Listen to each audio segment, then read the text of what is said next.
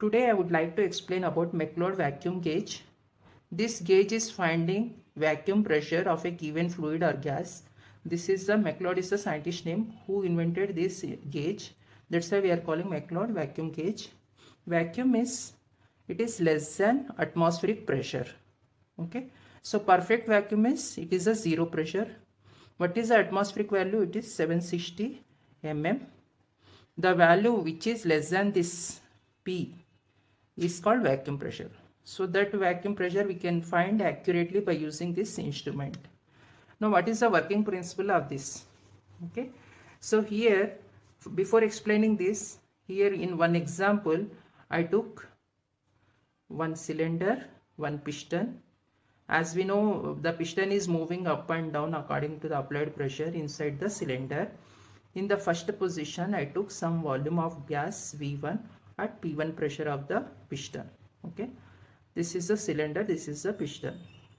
Now in next second position, I have applied some pressure P2 pressure here on the piston. This gas will be compressed. Okay, that gas volume is V2. Here the pressure is P2. As we know, V1 is more, V2 is less, P1 is less, here P2 is more. So according to this principle, the compressed gas of non-volume will be find the P2 value. Okay. So if you write the working principle, a non-volume gas is compressed to a smaller volume. Those final volume or value provides an indication of applied pressure. And this here we are taking two values V1 P1, V2 P2. Okay, that's why we can apply these. We can use these values for finding the unknown value P2 value. Okay, so we can tell this gauge vacuum gauge is following the Boyle's law. Okay, what is Boyle's law? The absolute pressure of a given mass of a perfect gas varies inversely proportional to the volume. If you are applying more pressure, volume will be less.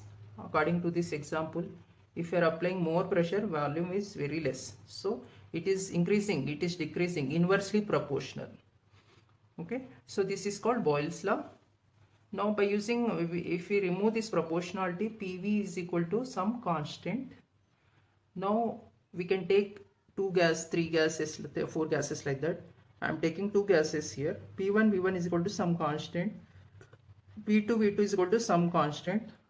After removing this proportionality, now we can compare these two. P1, V1 is equal to P2, V2. So similarly, we have to find P2 value, vacuum pressure, by using this gauge. We know this V1 value in it. We know this P1 value.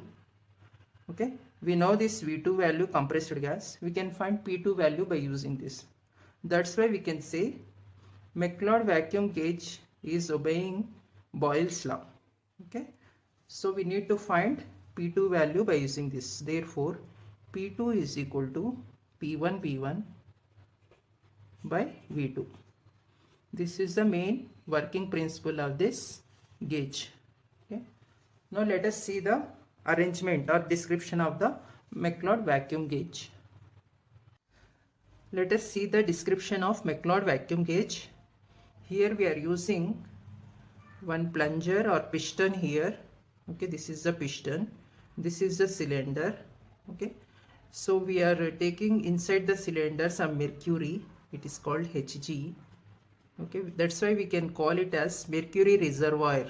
Okay, this is a mercury, it is called mercury reservoir. Okay, so it is connected to one tube here, here one tube. Okay, and here we are using one capillary tube.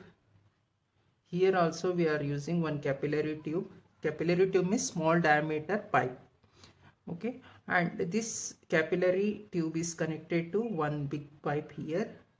This is called reference column. Okay, now if I am applying more pressure, this mercury will fill this bulb and it will come here up to here and here up to this. It is zero reference point. These heights of mercury or this length we can measure by using the scale here. Okay, this scale may be in centimeters or according to the given values. These heights we can measure by using scale here, which is fixed between this capillary tube and this capillary tube. Okay, this capillary is, we can call it as mercury capillary. This capillary we can call it as reference capillary. Okay, now if I am applying force in downward direction, this mercury will come and it will occupies this bulb and it will stop up to here. Okay, now or some other point like that. Here this is a way for supplying the some gas of pressure P1. Okay, so gas will come inside this. Okay, now here at this, in this way gas is coming and filling here. Okay, entire column. If there is no mercury here, if I am applying force, mercury will come. So at that time, if I am sending gas also, there is mercury, it is not passing through this way. That's why we are calling cutoff point. At cutoff point, if mercury is only up to this, the gas will flow, whatever supplying gas will flow. If I am applying some force, this mercury will go upward direction, the gas will not come this side. Okay, because of mercury. That's why it is called cutoff point for the gas. Okay, so these are the main parts of the McLeod vacuum gauge. Let us see the working, how it is working. Let us see the operation of McLeod vacuum gauge. Here initial position of the mercury because of this piston arrangement is up to the cutoff point. Okay, now I am applying some P1 pressure gas here.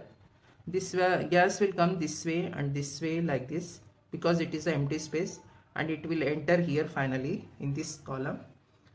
Now the first pressure in first position, the pressure is P1, and now gas, whatever gas is occupying here, that is the first volume V1. Okay, V1 is equal to volume in the first position.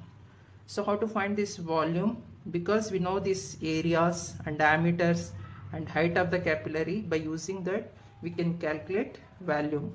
Okay, what is the formula for volume? Area into height.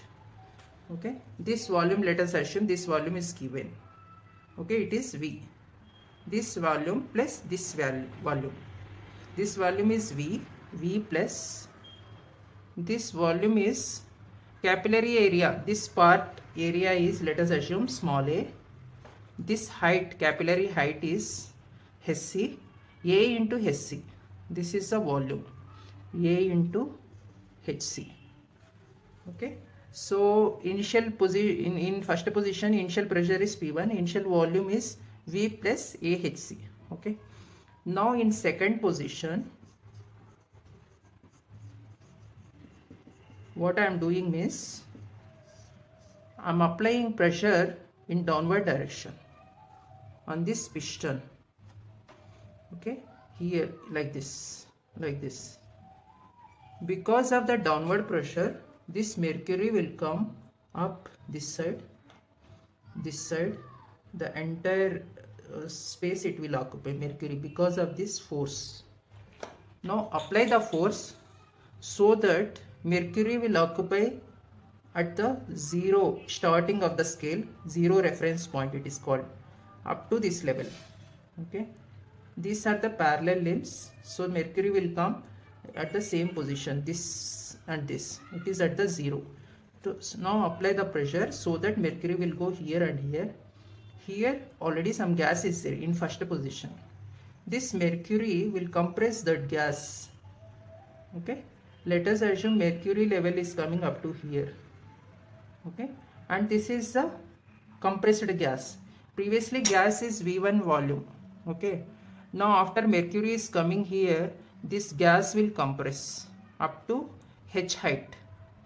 Okay, let us see the diagram. If mercury is coming here and here and here, let us assume I am applying initial pressure is P1, it is in terms of meters. Okay, let us assume like that, because we are calculating pressure in terms of height. Okay, that's why take input is also in meters or centimeters. Okay, height. Now here what is the trapped gas pressure? P2. It is pressure is P2. How to find P2? It is the combination of this, because of this height of the gas, some pressure, and because of this pressure value this will retain here. Okay, that pressure also we have to consider. In this gas, what type of pressures? Previously P1 pressure, after that compressed, because of this mercury, compressed pressure. Okay, how many types of pressures it has? P1 initial pressure, plus because of this mercury it is compressed, that height pressure also. Okay, I am taking in terms of centimeters or meters. Okay, P1 P2 all values. That's why P2 may be, P2 is equal to P1 plus H. Now what is the volume? V2. V2 is this volume. Okay, let us take capillary area. This area is A. Okay, tube area is A. Now what is the volume? A into H. A into H.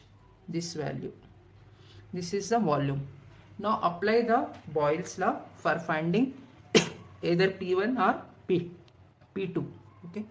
Now apply Boyle's law for finding P1 and P2. What is the Boyle's law?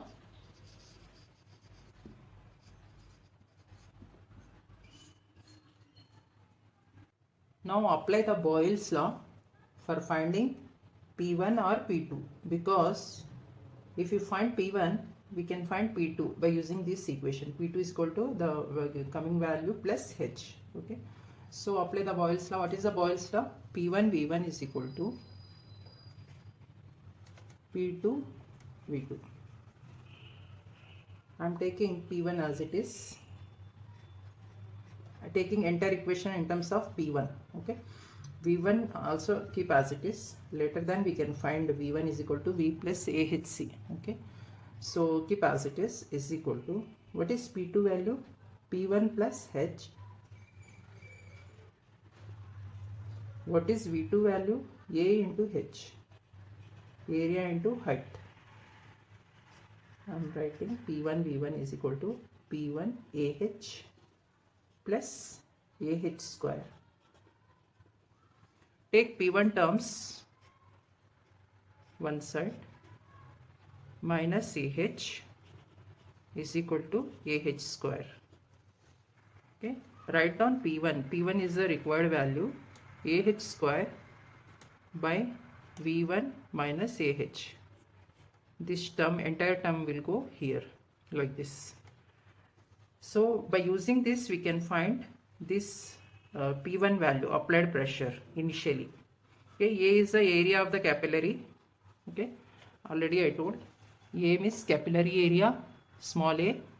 Okay, and here H means, small h means this height. We can measure this height by using this scale. And here V1, V1 also we can find by using V plus AHC. V means this non-volume from this point to up to this bulb, it will be given this area, plus capillary area, just now I told area. HC means this height, this capillary height. Okay, by using that scale we can find out. So all values are, we can calculate by using the capillary dimensions. Okay, so by using this we can find P1. So by using this we can substitute in P2, P1 plus H, where H is the height of this compressed gas. Okay, now here if this value is very small, area of the capillary into height, we can neglect that part. The final equation is AH square by V1 if AH is very small. So neglect that value, we will get P1 is equal to AH square by V1. So this is the final equation.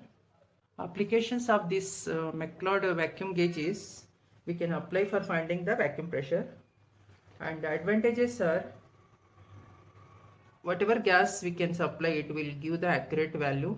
So it is independent of the gas composition. It will not depend on what gas we are supplying. It is independent of the gas composition. Okay. It serves as a reference standard to calibrate other low pressure gauges. Okay. We can check by using this other pressure gauges are working properly or not by taking this final value, P1 value or P2 value. By calculating that, we can check that pressure value to the other gauges pressure value. If both are same, whatever other gauge is there, it is working correctly. So it is the standard gauge. We can check other gauges reading also, and it is a linear relation. Okay, if you are applying more pressure, volume will be compressed. So we can find the number of values by using this, by applying the pressure here, and there is no need to apply corrections to the this gauge readings. Okay, we can't add or subtract some error readings like that. It will directly give the accurate reading once at once. So limitations of this is it should obey Boyle's law. Okay, so it is the main limitation of this. If it is not obeying Boyle's law, it can't find the correct value. Okay, so Boyle's law will get only at the ideal conditions. Okay, if the conditions are not ideal, it can't obey this law. Okay, sometimes some moisture traps will come inside the capillary tubes. Because of that, pressure reading will be some deviate, and it cannot give continuous output. Okay, so first trapped gas, for next experiment we have to remove this trapped gas. We have to lift this plunger in upward direction, so that it is taking long time. Okay, it is the main disadvantage or limitation of this. So in next class we will see other vacuum gauges. Thank you for watching. Like this video, please subscribe my channel for more updates. Thank you for watching.